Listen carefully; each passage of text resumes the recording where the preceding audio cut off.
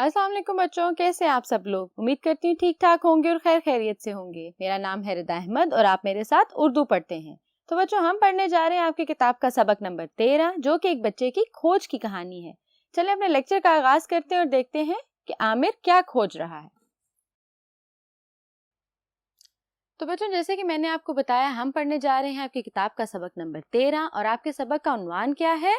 आमिर की खोज। यानी कि आमिर किसी चीज को तलाश कर रहा है। बच्चों, खोजने का मतलब होता है ढूंढना या तलाश करना। तो चलें आगाज करते हैं आपके सबक का और देखते हैं आमिर क्या खोज रहा है। मैंने दर्ज किए हैं कुछ अहम नकात जो कि आपके सबक से हैं, ताकि आपको अंदाजा हो जाए कि आपके सबक में क्या बात की जा रही है। तो बच्चों, पढ़ते हैं अहम नकात को।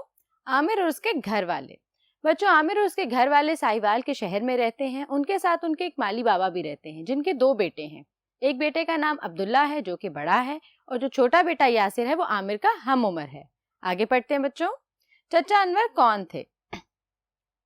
बच्चों, चचा अनवर आमिर के मोहल्लेदार थे, जो आमिर के घर के पास ही रहते थे। उनका आमिर के घर काफी जाना था। उन दोनों खानदानों की आपस में काफी दोस्ती थी। तो बच्चों, होता क्या है कि चचा अनवर एकदम कराची मुंतकिल होना चाहते हैं। तो बच्चों, आमिर और आमिर के दोनों दोस्त यानी कि अब्दुल्ला भाई और अब्दुल्ला का छोटा भाई, दोनों मिलकर आमिर के साथ चचा अनवर का सामान मुंतकिल कराते हैं ट्रक में। सारा सामान डब्बों में बंद किया जाता है और उसको फिर ट्रक पे लदवाया जाता है। ये तमाम मदद वो करते हैं चचा अनवर की, क्योंकि वो कराची मुंतकिल हो रहे होते हैं। अब बच्चों, जब इतना काम वो चचा अनवर के साथ करते हैं और उनकी इतनी मदद करते हैं, उनका इतना हाथ बटाते हैं, तो चचा अनवर इनाम के तौर पे उनको कुछ कह के जाते हैं। आगे पढ़ते हैं। चचा अनवर का इनाम। अब बच्चों, चचा अनवर कौन सा इनाम उनको दे के जाते हैं? चचा अनवर जाने से पहले कहते हैं कि मेरे घर में तुम्हारे लिए एक इनाम है, लेकिन वो तुम्हें ढूंढना खुद है।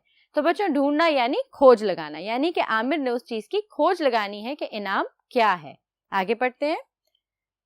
तो बच्चों, आमिर ने खोज लगानी है कि इनाम क्या है। अब होता क्या है बच्चों कि आमिर चचा अनवर के जाते साथ ही बेसब्री से सोचने लग जाता है कि क्या इनाम है चचा अनवर के घर में मेरे लिए।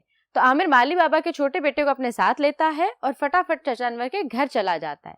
अब बहुत ढूंढने के बाद उसको क्या मिलता है बच्चों? वहां पे उसको एक टीवी की तरह की मशीन मिलती है, 2-4 और मशीनें नजर आती हैं और कुछ तारें नजर आती हैं।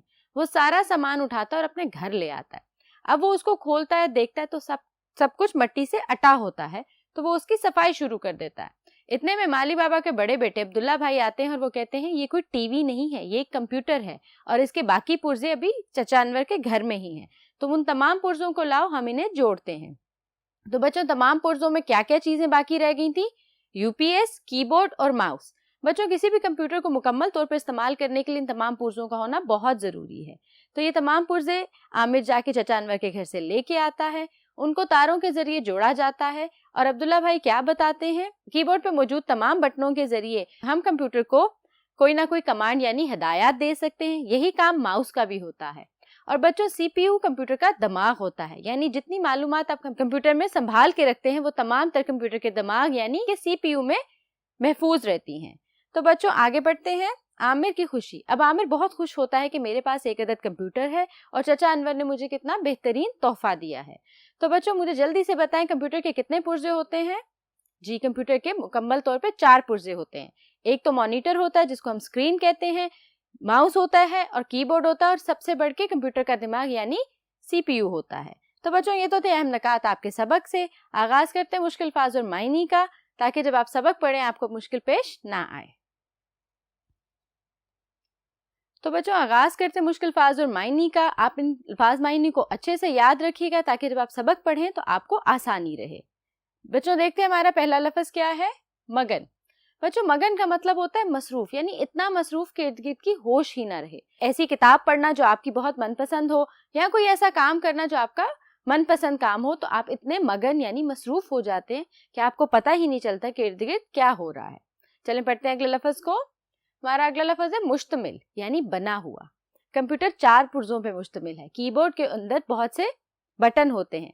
जो चीज किसी चीज से बनी हो तो हम क्या लफ्ज इस्तेमाल करते हैं? मुश्तमिल है। आगे पढ़ते हैं बच्चों। धूल। बच्चों, धूल कहते हैं मट्टी को। तो कंप्यूटर पे क्या जमी हुई थी जिसको आमिर ने साफ किया था? कंप्यूटर पे धूल जमी हुई थी, यानी मट्टी जमी हुई थी। आगे पढ़ते हैं।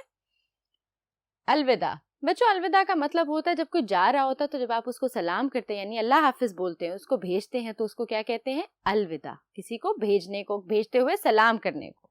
आगे पढ़ते हैं। बाआसानी यानी आसानी से, बगैर किसी मुश्किल के। आगे पढ़ते हैं बच्चों। लाद के, बच्चों लादना कहते हैं किसी चीज को किसी चीज में डालना या रखना, जैसे गधे के ऊपर सामान लादना, ट्रक के ऊपर सामान लादना। तो लादने का मतलब होता है बच्चों डालकर यानी रख कर। आगे पढ़ते हैं। मट्टी से अटा हुआ, मट्टी से अटा हुआ का मतलब है इस पे बहुत ज्यादा मट्टी पड़ी हो या मट्टी से भरा हो, जैसे कंप्यूटर मट्टी से अटा हुआ था जिसकी सफाई की गई थी। तो बच्चों ये तो थे मुश्किल अल्फाज और उनके मायनी जो मैंने आपको बताया, ताकि जब आप सबक पढ़ें तो आपको मुश्किल पेश ना आए। अब हम आगाज करते हैं हिस्सा मश्क का और पढ़ते हैं हिस्सा मश्क के पहले सवाल को। दर्ज सवालात के जवाब तहरीर करें। बच्चों हमें कुछ सवालात दिए गए हैं जो कि आपके सबक से ही हैं। हमने उन सवालात को पढ़ना है और सबक के मुताबिक उनका जवाब तहरीर करना है। बच्चों सबक अगर अच्छे से याद हो तो जवाब तहरीर करना बिल्कुल भी मुश्किल नहीं होता। तो चलें पढ़ते हैं पहले सवाल को। सीपीयू का क्या काम है? अब बच्चों मैंने आपको बताया था कंप्यूटर के पुर्जों के बारे में। कंप्यूटर का दिमाग क्या होता है? सीपीयू। अब सीपीयू का काम क्या होता है? तो चलें जवाब में पढ़ते हैं। सीपीयू कंप्यूटर के दिमाग का काम करता है और इसका काम मालूमात महफूज रखना है।